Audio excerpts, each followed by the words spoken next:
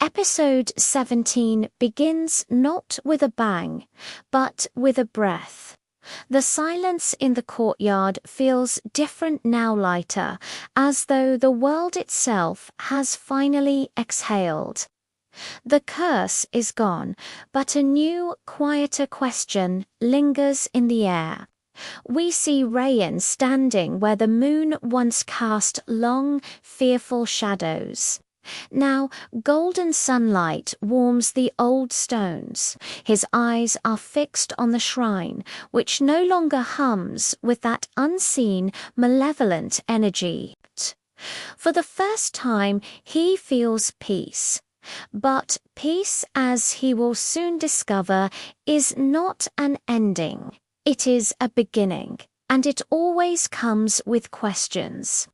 He turns to Mehar, who is calmly arranging candles nearby. Her hands are steady, her expression serene. She looks up, her voice soft but clear, and asks, "Do you believe it's over?" Rayan pauses, the weight of that question settling between them. "It feels over," he replies. "But why does the silence sound like waiting?" This single line sets the tone for the entire episode. What remains after freedom? What happens after the storm passes and you're left to rebuild? The narrative shifts from a battle for survival to a quiet exploration of healing.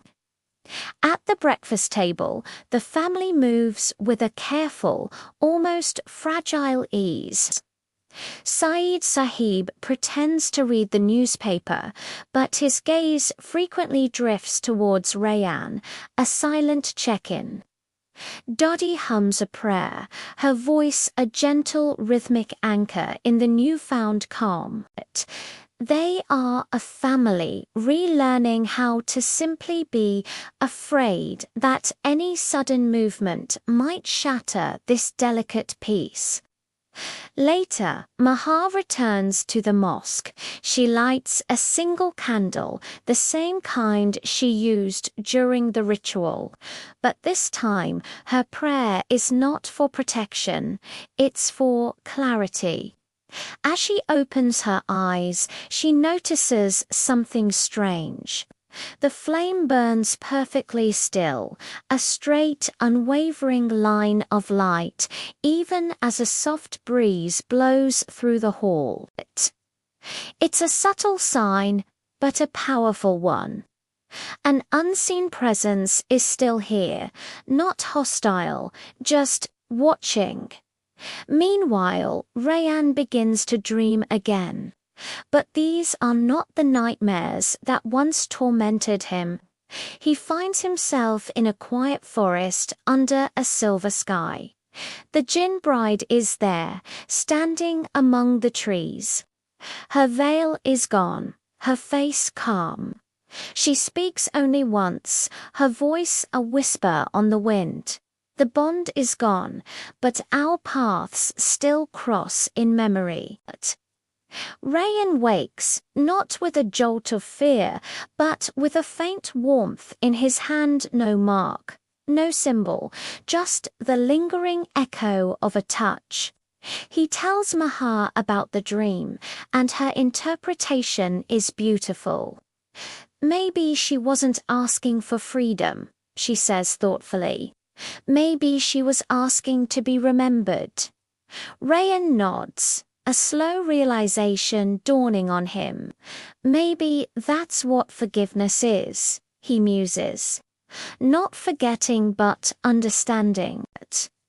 This episode masterfully explores the aftermath of trauma, showing that closure isn't a final destination, but a continuous journey. Life slowly finds its rhythm again. Rayan returns to the family office, the familiar world of numbers and ledgers replacing the mystical one of prayers and rituals. Yet the past leaves its gentle fingerprints. A customer leaves behind a silver coin, its markings eerily similar to the old pact's seal. Rayan looks at it for a long moment, a ghost of the past in his palm. He doesn't keep it, he quietly places it on the counter, a conscious choice to let go, to not be tethered to what was. In one of the episode's most poignant scenes, we see Mehar at the local madrasa teaching young girls. Her words are a reflection of her own journey. Fear isn't always your enemy, she tells them. Sometimes it's just truth wearing another face. It's a powerful moment, showcasing her transformation from a woman guided by fear to one who finds strength in faith and understanding. Sehar Khan's performance here is all about quiet dignity and a newfound, unshakable confidence. The narrative continues with these small, poetic gestures. A bird builds a nest near the shrine. Children's laughter fills the courtyard where terrified whispers once lived. Every detail is a symbol of rebirth, of nature and life reclaiming a space once defined by fear. But beneath the surface of this newfound normalcy, a thoughtful curiosity remains. We see Rayan at night, not staring into the darkness, but writing in a notebook. He's documenting everything from the first whispered threat to the final freeing ritual. He calls it the record of the unseen. He explains it's not for fear or for fame, but so others might understand that the unseen world is not just a legend, but a part of the world's delicate balance. Mehar joins him, reading over his shoulder with a gentle smile.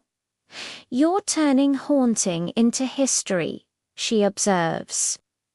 Rayan's reply is the heart of the episode's message. Maybe that's how healing works when you turn fear into a story. The next morning, a surprise arrives, a letter with no return address. Inside, a single line written in elegant script. The promise kept the worlds apart. Your truth brought them together. As Mehar folds the paper, a faint silver dust falls from it, shimmering for a moment before vanishing into the air. Who sent it? It remains a mystery, but its message is clear. The conflict is over, and a new harmony has been found. This leads Rayan and Mehar to the river, a sacred place where old promises were once made.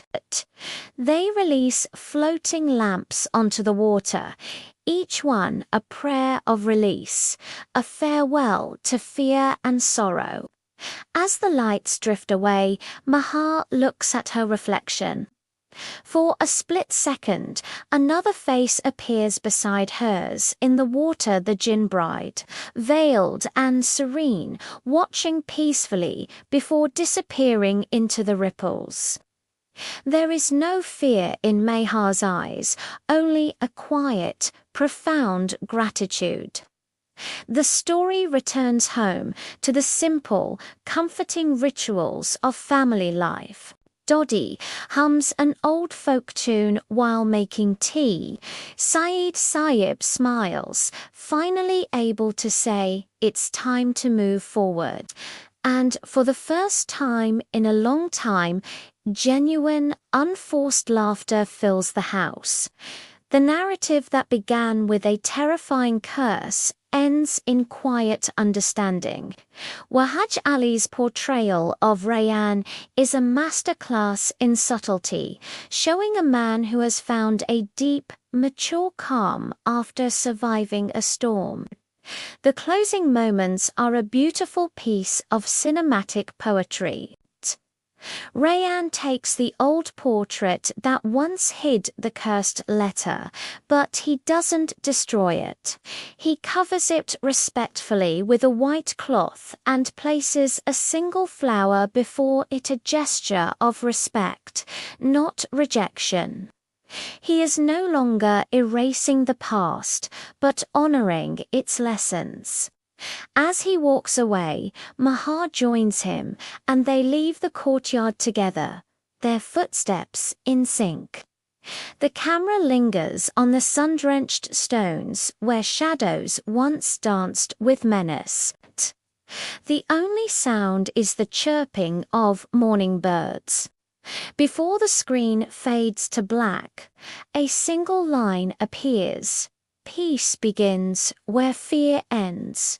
Episode 17 transforms this story from a tale of supernatural terror into a profound narrative about healing, memory, and the unseen grace that connects all worlds. It's a reminder that the greatest battles are often the ones fought within, and the truest peace is found not in forgetting, but in understanding.